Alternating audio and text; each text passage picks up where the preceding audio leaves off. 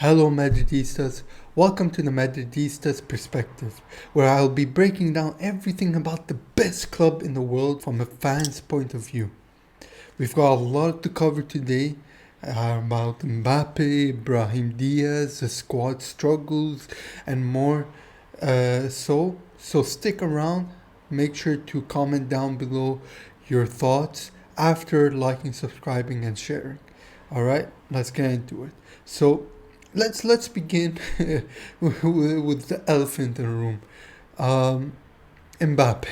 His form this season absolutely horrific, except for like a few good games here and there, of course. Like in the UEFA Super Cup, a few nice plays here and there, but generally 90% to 95% of the time his performance has been absolutely horrific. Um, and some people have been saying he needs time to adapt. Well, it's been plenty of time. Wouldn't you guys agree with that? It's been plenty of time. There's as a professional player who's supposedly supposed to be a world class athlete in the sport of football, he shouldn't be doing these mistakes, from Barcelona to missing easy chances to many offsides. Again, especially in the Barcelona game, which we're not gonna get into because now it's just history. Now we're just gonna have to forget about what happened really and just try and move on. But the excuse of needing to adapt isn't really acceptable anymore. I don't know if you guys agree with that, but like it's clear he came in to his favorite club, his childhood dream club. He's coming in expecting a number 10 jersey, the left wing position, to dominate and thrive in that. But it's not possible. You can't have everything put on a plate for you. Vinicius is like the best player, and yes, guys, he deserved to win the Ballon d'Or, but that's not the point right now. He is thriving so much. He scored a hat trick in his last game. He is not going to move Ancelotti. Cannot move him to a striker, to a right wing. He cannot do that. You can't move your best player in the team for a guy who's supposed to be an additional reinforcement. But what's Mbappe doing? I don't understand. To be fair though, let's just be fair. He's been playing left wing for pretty much his whole career. He's been dominating in PSG, Monaco, I think. I don't know what, and obviously the French team, as we saw in the World Cup in Qatar. With his hat trick, especially in the final, that was pretty insane. I was actually rooting for him, even though I don't support France or Argentina or really any national team. I was supporting him. I wanted him to win. And that's just a bit because I'm a Ronaldo fan, but who cares? That's not important. To be fair though, if he did come to the club around like 2019, 2020, I think he would have had a better chance. I don't, wouldn't you guys agree? Because then at that period of time, especially like right after when Ronaldo left to Juventus, um, that was like our transitioning a couple of years, where we were struggling badly. We barely won anything, such as the Champions League and amongst other stuff. That would have been the best time for him to come because Vinicius wasn't also performing, and Mbappe would have had an equal chance to fight for that left wing position. But now, since Vinicius has proved himself to be a dominant force, an unstoppable force, you can't just remove him away. So Mbappe has to adapt to a striker position, and he can't really play on the right wing because we have Rodrigo, who's currently unfortunately injured. But Rodrigo and Brahim Diaz, who should really hopefully be playing, but we'll get to him in just a second. Um, it wouldn't make sense to disrupt Vinicius' role. So Mbappe should, right now, as of everything that's been happening, Mbappe has to be benched Mbappe has to be benched. He cannot like he cannot stay. He cannot continue playing like this. Okay, now that we've had our international break, and he's probably gonna start the game because Ancelotti keeps saying that the problem isn't in our forwards, but rather in like our collective defensive structure and situation. But most of us understand and see what we're seeing that Mbappe is not performing. So he should really take a seat at the bench and prove himself from the very start. Because Real Madrid is the best team in the world, and you cannot just downplay that and think, okay, yeah, I'm the best player in the world. I'm gonna start nonetheless. No, no, no. You gotta learn your place, you know. So that takes us to Brahim Diaz. So on the flip side, Brahim Diaz has been impressive so far in his national team. Uh, he scored a hat trick, I think, on his last game against Azerbaijan. I'm not sure. I don't remember, but I heard he scored a hat trick, which is incredible. He's proving himself quite a beneficial asset to his national team, but Real Madrid, or should I just say Ancelotti, isn't really utilizing him. But last year he was playing really well, you know. So it's he Ancelotti just really has to play him. Brahim Diaz is a fantastic player. I wouldn't say he's the best, but he's a fantastic player. He has incredible ball movements. He can dribble past players. Yes, he's small, but he's small and agile and fast, which is really important for us to get through those defenders quite easily. And he did do a lot of good stuff for us last year, and also for our game against Atletico Madrid. If you guys remember that, he did quite well. I think he won man of the match, if I'm not wrong. Um, but also since his injury, he's been struggling for minutes. But if Mbappe takes a back seat, Brahim should get his chance. Imagine playing Brahim Diaz and Rodrigo alongside, or actually, imagine playing Vinicius, Brahim Diaz, and like Rodrigo, who's injured, but Valverde or even Guller. Arda Guller should be playing. Speaking of Guller, Arsenal are sniffing around for a winter transfer, calling him the new Odegaard. I don't. This has been like, we cannot lose him. You know, he's a top-notch player, a rising star. And Southampton has also been looking into, amongst many other teams, of course, has been trying to get a loan deal on Endrick. So those are two players, youngsters, not to mention that as well, two youngsters that are being called away from Madrid. We don't want them to leave. Here's the problem: both Guller and Endrick are full of potential, but not getting enough minutes. And Chelsea has to give them their minutes. Given our injury crisis, losing them even temporarily on a loan deal or something could hurt us in the long run. These are players we really need to invest in and not to push out of the door. So we're gonna have to wait and see what's gonna happen. But there's a lot of rumors and speculations of Endrick and Guller possibly being snatched away during the winter season, winter transfer window, which we really hope doesn't happen.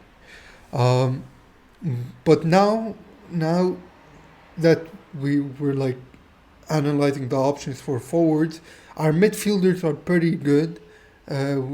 Except for Tchouaméni, he needs to really be more consistent. He essentially has taken the role of Casemiro when Casemiro left, but he hasn't been. He's like it makes sense because he's a big, tough guy who's fast, but his passing accuracy needs to improve. His positioning, his awareness. He really did mess up against AC Milan. But the biggest problem right now, let's talk about like the biggest problem, even bigger than Mbappe, is our defense. It's no secret that we're struggling. Uh, so let's start from the left and move to the right. Mendy, in my opinion, he should have left. He should have been sold a long time ago. Other than like 5% of the games he's played where he's done insanely well, and that one beautiful goal that saved us in the group stages in the Champions League. I don't remember. I think it was against Atalanta. We won 1-0. It was very important that we had to win the game, or it was 1-1. 1-0, 1-1. I don't remember, guys. You guys could fact check that. Uh, his performance is widely inconsistent, either terrible or consistently brilliant, and that's also, and not to mention, that's also how Tchouaméni plays. So we got a little bit of inconsistencies with these French players at the moment. Uh, we desperately need a left back, and as you guys know, Alphonso Davies is the dream for Real Madrid. Real Madrid really want him. Perez is really trying to get him. I don't know about Ancelotti. He probably also wants him to come. I'm not too sure about him. But people also want Davies to come. It's been a couple of years or more that they've been trying to sign him.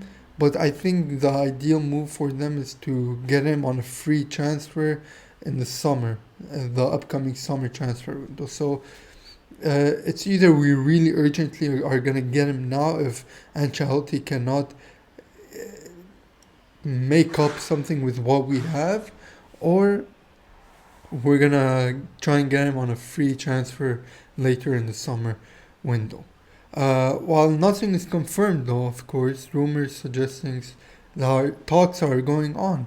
So we lacked a proper left back since Marcelo's kind of decline. I'm telling you, a lot of things have gone wrong after Ronaldo left. Obviously, not just because of Ronaldo, even though he was the biggest player in the team, but Marcelo stopped performing well. Bale, Ramos, many other players, legendary players, not to mention, not to put them down in any way.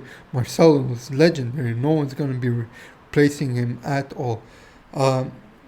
While Camavinga could actually play in the left back position, but he doesn't want to. The thing is, Ancelotti has this thing where he doesn't force players to play in positions that they don't want to. Camavinga, although we saw him play incredibly well, he's probably like our best left back, even though he's a midfielder. Although he doesn't want to play there, like what choice does Ancelotti have? Like we need a replacement. Mendy isn't performing well. Fran Garcia, I think he's a bit too young and not that great. He's an average player. He's not that great.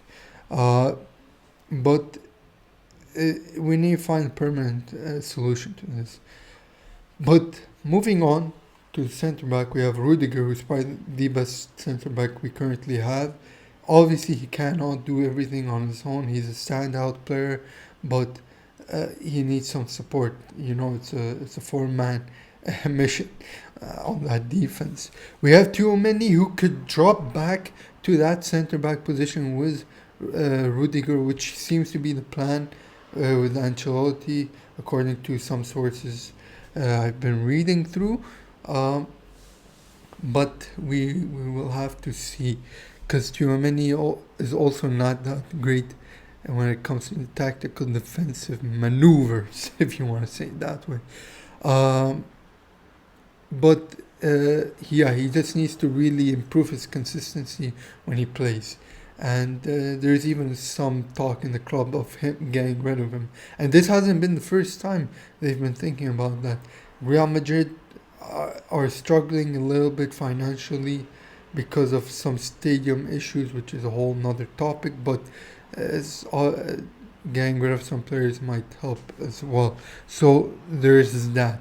But we have one good news, like one of the best news probably right now, is Alaba's return in hopefully January. It is assumed that he will return in January, maybe a bit later. Hopefully he comes back sooner than later, but even though if he comes back, he won't be able to play at a high level like he used to for quite a while. And the reason is, as we saw with Neymar when he came back after his ACL injury, after like 20-30 minutes, he got a hamstring injury and he's out for like another month. Some Alaba might just come in the last 10 minutes of the game, try and get back into the atmosphere of playing football on a high level instead of just training with the ball. He needs time. He still needs time. But it's brilliant news because we were getting worried. I don't know. You guys are getting worried. I was getting really worried that he wasn't even gonna play football anymore, considering how long it's taken him to come back.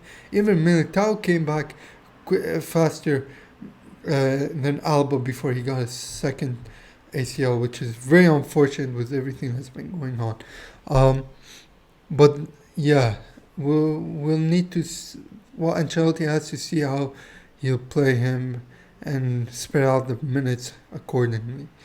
But now moving on to the right back conundrum. when I saw when I saw Carvajal's injury, I was like, nah, this is absolutely finished. There was like 2 3 minutes left of the game, and everything would have been fine. But nah, this he was destined to get injured. Unfortunately, we hope for him to get a quick recovery, of course. But Lucas Vasquez is now the main man at the right back position, which is another question mark. He's not a natural right back. He's been playing right back for a while now, but it does show that he's not a natural right back. While he tries to bring energy and experience as a sub, playing an entire match as a right back does not suit him at all. Compared to like Carvajal, of course, which is kind of incomparable, but lacks a defensive awareness and often leaves too much space for defenders to just fly by. And our prime example is the AC Milan match where they literally targeted him and just played most of the time on the left hand side. Theo Hernandez, Leo Rao, or I don't remember Lao, or you guys know what I mean. I'm very bad pronouncing names, guys. I apologize for that. Yeah, but we saw this repeatedly against AC Milan. For now, Valverde seems to be a replacement. Uh, for now, Valverde seems to be a replacement, as we've been hearing recently, and he might step into the right back role. But we need a long term solution. Maybe Trent Alexander-Arnold, not Arnold the bodybuilder, but Arnold, the football right back player at Liverpool. What do you guys think about that? Let me know in the comments after you like, subscribe, share, and enjoy. Valverde already helps defensively, though. He's someone we could be confident about.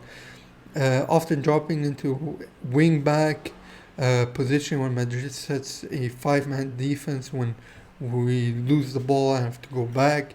But relying on a makeshift solution highlights just how urgent our defensive problems are.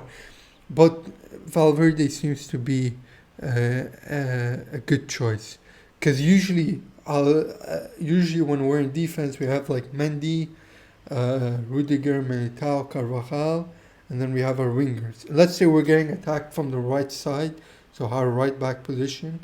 We usually have that winger drop down back in defense, and these guys, we have a little bit of a shift this way, if you know what I mean. So, he's used to playing on a right back position a little bit, so that would be. That would be an ideal solution for now by Ancelotti, and we're gonna have to see in our coming game in a few days. So injuries are taking a toll across the squad. With makeshift lineups and players out of position, our struggles against Lille, Barcelona, and AC Milan were inevitable. Not inevitable because Lille was also. We could have won it, but we just struggled to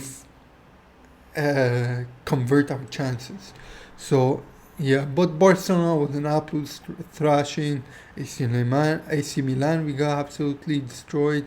So, returning from the international break, we play against Legans. Again, I'm sorry for the pronunciation, but I'm not Spanish as well, so I don't know how to pronounce some stuff. Against them, it should be a winnable game. Hopefully, we'll see. But it's only a warm-up game against for our Liverpool, who's looming, a team unbeaten in the Champions League, and on top of the Premier League, as far as I remember, a week for Madrid to really focus.